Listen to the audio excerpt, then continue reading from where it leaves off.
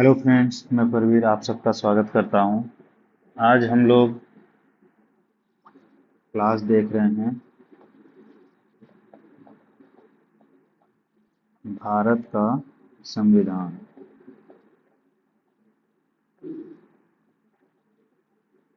आज हम लोग भारत का संविधान पढ़ेंगे। आप लोग बहुत जगह से पढ़े होंगे, लेकिन यहाँ पर पूरा डिटेल से ये एक सीरीज ही स्टार्ट कर दे रहे हैं कॉन्सेप्ट का। इंडियन पॉलिटी कॉन्सेप्ट का सीरीज चलेगा, जिसमें पूरा कॉन्सेप्ट पढ़ाया जाएगा, पूरा सभी चैप्टर्स को इसमें बताया जाएगा। तो आज हम लोग इसका स्टार्ट करेंगे फर्स्ट चैप्टर, जो कि है संवैधानिक विकास, भारत के संवैधानिक विकास का इतिहास। भारत के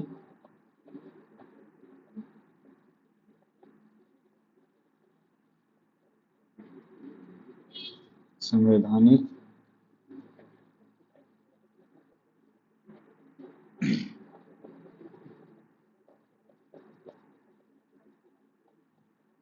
इतिहास आज हम लोग यहीं से स्टार्ट करते हैं। तो चलिए देखते हैं क्या क्या है।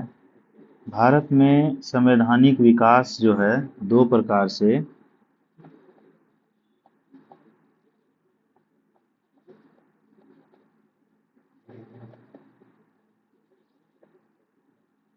संवैधानिक विकास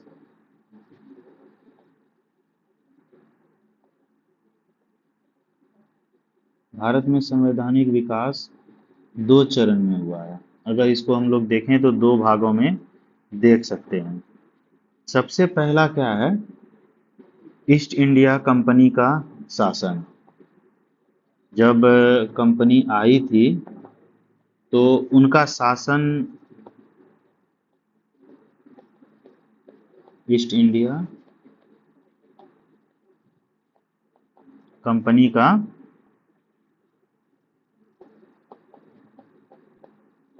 शासन, ये जो है 1773 से लेकर के 1858 तक ईस्ट इंडिया कंपनी का शासन रहा, और बाद में वो फिर धीरे धीरे ब्रिटिश क्राउन के अंतर्गत चले गया। ब्रिटिश क्राउन मतलब ब्रिटिश ताज या क्राउन, जो राजा यानी कि इंग्लैंड के राजा के अंतर्गत का शासन।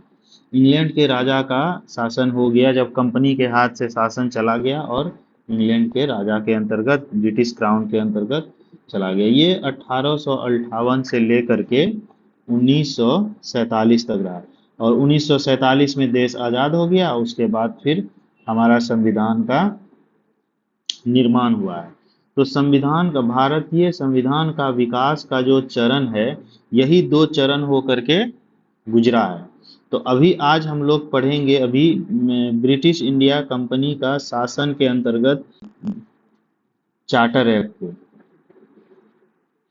सॉरी रेगुलेटिंग एक्ट को। तो आज हम लोग ईस्ट इंडिया कंपनी के अंतर्गत जो है, सबसे पहला है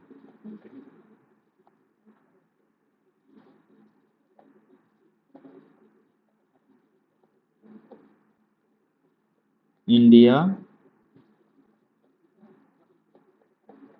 कंपनी के शासन के अंतर्गत पहला देखेंगे 1773 का रेगुलेटिंग एक्ट।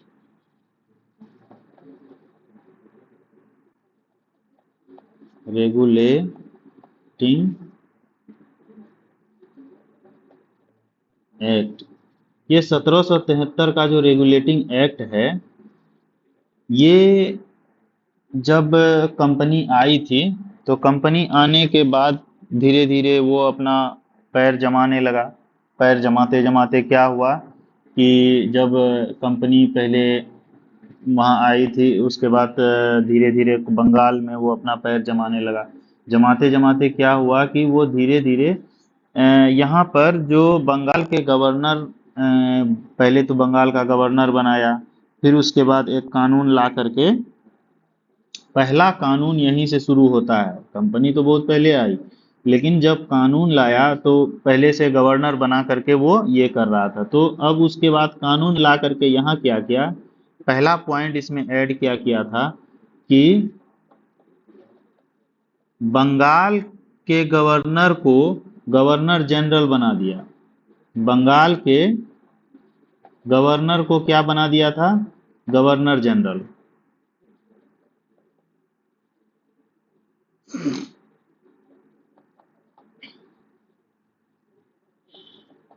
बंगाल के गवर्नर को गवर्नर जनरल बना दिया गया। पहला तो ये था। दूसरा क्या था कि मद्रास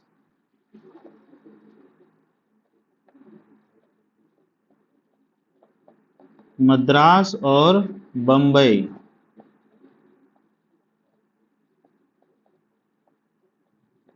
मद्रास और बम्बई को इसी गवर्नर, मद्रास और बम्बई के गवर्नर को इसी गवर्नर जनरल के अधीन कर दिया, ताकि ये इसके अधीन ही रहे। ठीक है। और तीसरा क्या था कि पहली बार, हाँ, पहली बार कंपनी में राजनीतिक और प्रशासनिक कार्यों का मान्यता मिला था। कंपनी का राजनीतिक तथा प्रशासनिक कार्यों का मान्यता मिला था। पहली बार मिला था, फर्स्ट टाइम इसको मान्यता मिला। और कलकत्ता में इसी समय भारत में केंद्र शासन जो है, भारत में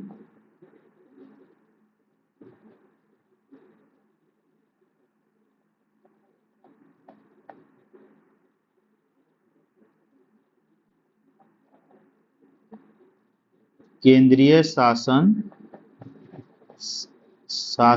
का नींव रखा गया था। यही समय भारत में केंद्रीय शासन का, सेंट्रल का नींव रखा गया था, केंद्रीय शासन का। उसके बाद 1774 में सुप्रीम कोर्ट का, उच्चतम न्यायालय की स्थापना हुई। कहाँ हुई थी, बंगाल में, कोलकाता में, है ना, कोलकाता में सुप्रीम कोर्ट का स्टार्ट किया गया था। 1774 ईस्वी में सुप्रीम कोर्ट स्टार्ट किया गया, जिसमें मुख्य न्यायाधीश कौन था, एलिजा एम। मुख्य न्यायाधीश कौन थे, एलिजा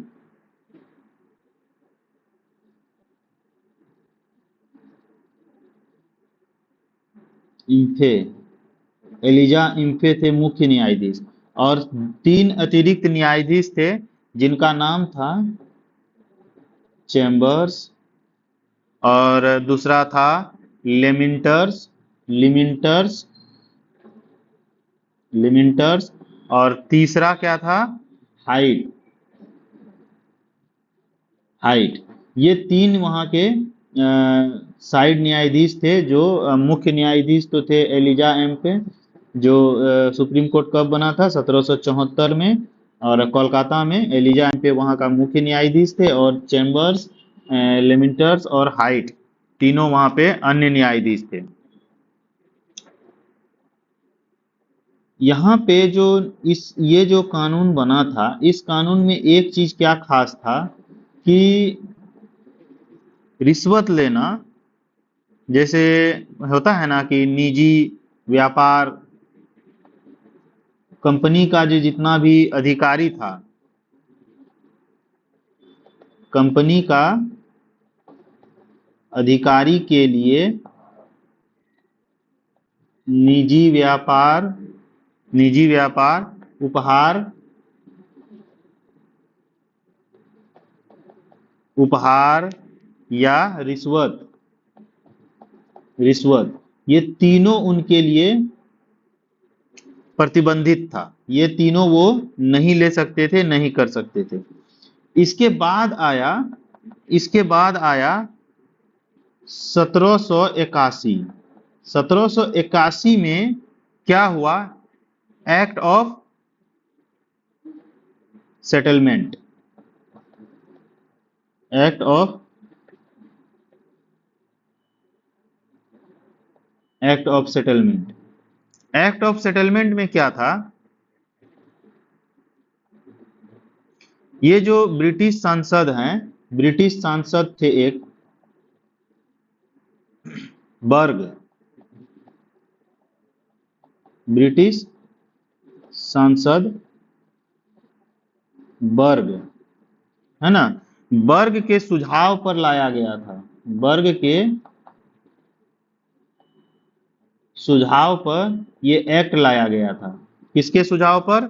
बर्ग के सुझाव पर ये एक्ट लाया गया, जिसमें एक्ट को, इस एक्ट को, इस एक्ट को क्या कहा गया था? Bengal judicature act, judicature act, Bengal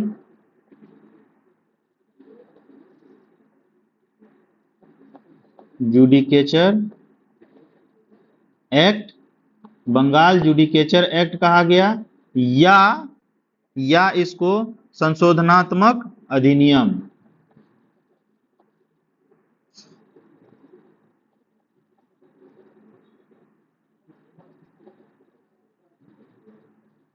संशोधनात्मक अधिनियम, या इसको संशोधनात्मक अधिनियम भी कहा गया, कहा जाता है। तो इसके बाद क्या हुआ कि एक्ट के द्वारा कलकत्ता सरकार को बंगाल, इसी एक्ट के द्वारा, इसी एक्ट के द्वारा कलकत्ता सरकार को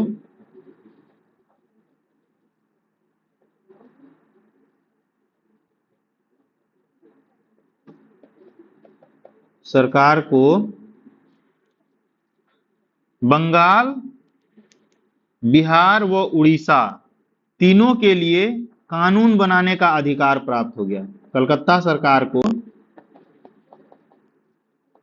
बंगाल, बिहार तथा उड़ीसा तीनों के लिए क्या हुआ? कानून बनाने का अधिकार, कानून या विधि बनाने का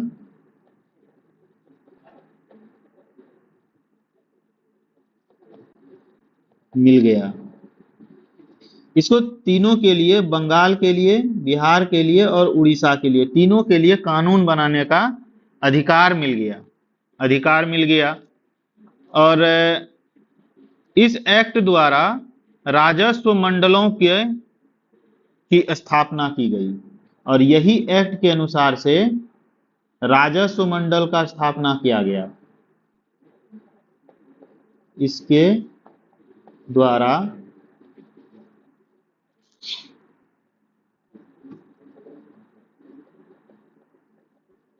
मंडल की स्थापना किया गया। तो आज हम लोग यहीं तक रखते हैं। हम लोग पढ़े हैं जो ईस्ट इंडिया कंपनी का शुरुआत से 1773 का रेगुलेटिंग एक्ट,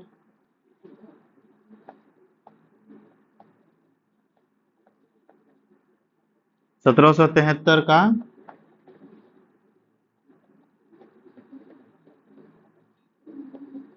रेगुलेटिंग एक्ट और 1774 का सुप्रीम कोर्ट स्थापना और 1781 का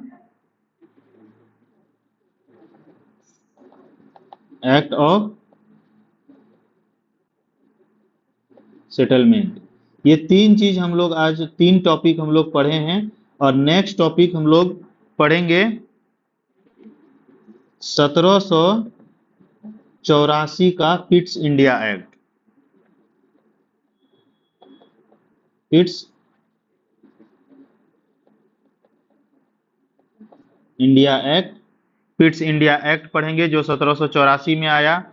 और उसके बाद 1793 में फिर चार्टर एक्ट आया है, वो पढ़ेंगे। 1793 में फिर चार्टर एक्ट है, एक्ट वो पढ़ेंगे। तो आज हम लोग यहाँ तक पढ़ चुके हैं, आज यहीं तक रखते हैं। और वीडियो अच्छा लग रहा है तो लाइक करें, इससे मोटिवेशन मिलता है। और इस तरह का वीडियो आप लोगों के लिए बनाने के लिए मोटिवेट होते हैं, ताकि इस तरह का वीडियो बनता रहे। अपने दोस्तों को शेयर करें और चैनल को सब्सक्राइब जरूर करें, ताकि इस तरह के वीडियो जब भी चैनल पे आएगा आपको नोटिफिकेशन मिल जाए।